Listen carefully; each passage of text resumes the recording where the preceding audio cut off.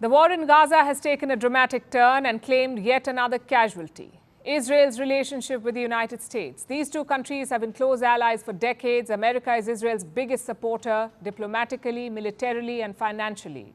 But now there's a rift and it is widening. So much so that the Israeli Prime Minister is accusing Washington of withholding weapons, and Washington is said to have scolded Netanyahu. Like I said, quite dramatic. It started with a video message where the Israeli Prime Minister pressed the self-destruct button. He suggested that the U.S. is weakening Israel in the war against Hamas. Listen to this. It's inconceivable that in the past few months, the administration has been withholding weapons and ammunition to Israel.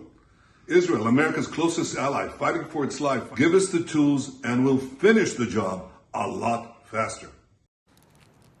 Netanyahu took direct aim at U.S. President Joe Biden and his Secretary of State Antony Blinken. Earlier this month, Blinken was in Israel. He met Netanyahu.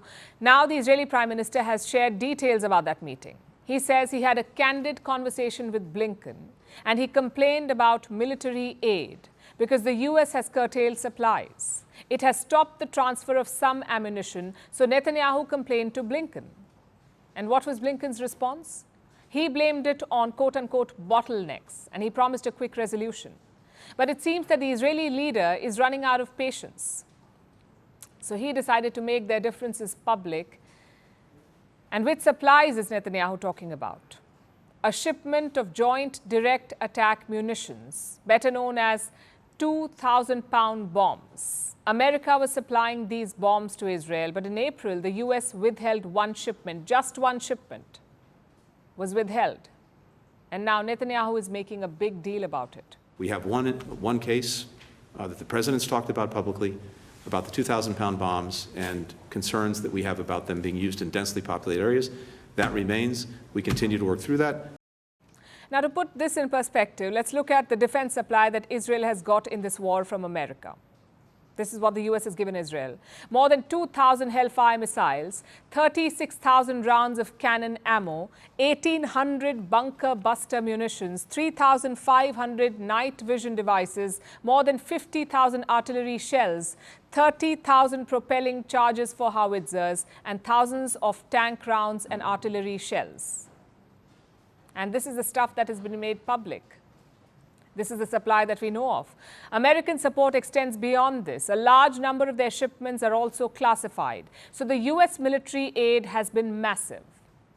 But now one shipment is stopped and Netanyahu goes to town with it.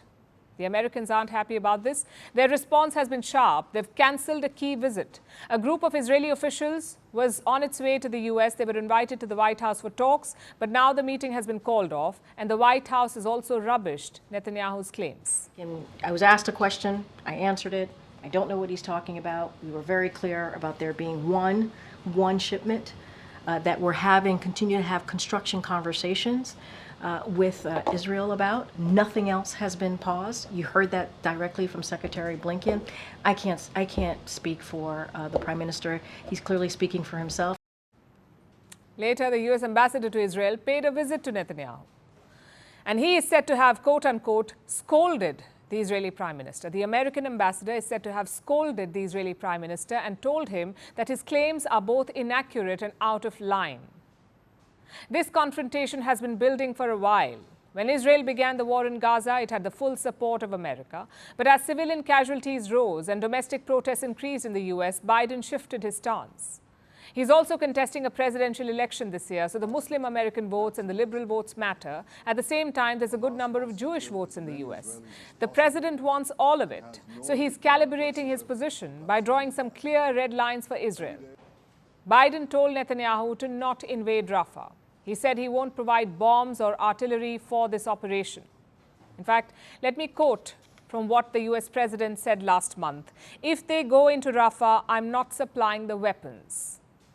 But Israel did go into Rafah.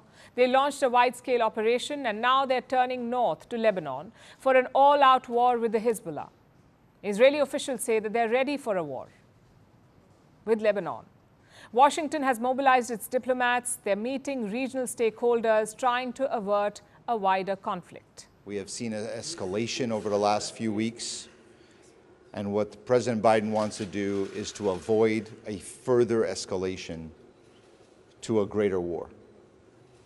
That is the effort here. But this is a very serious situation that we are in.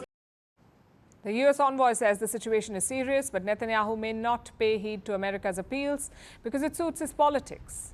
To openly take on Joe Biden, it boosts domestic support for Netanyahu, especially his conservative base. So what can the U.S. leader do? Biden's options are limited. He could cut military aid. The U.S. gives a lot of it to Israel, $3.8 billion every year, and even more during the war. Last month, the U.S. Congress passed a bill for another $14 billion of military support to Israel, and one more proposal is on the table, a new weapons package worth $18 billion, including the transfer of F-16 fighter jets, around 50 of them, 50 jets. The deliveries won't be immediate. They could take several years, but the numbers are significant. And earlier this week, reports said that Washington may clear this package. But now Netanyahu is openly accusing Biden of sabotaging his war. Will this force a rethink in the White House? It's going to be a tough one for the U.S. president. Despite the differences, Israel is a critical ally for the U.S., plus there will be domestic repercussions. Like I said, Jews are an influential vote bank in America. If Biden cuts support to Israel, it may benefit the Republicans.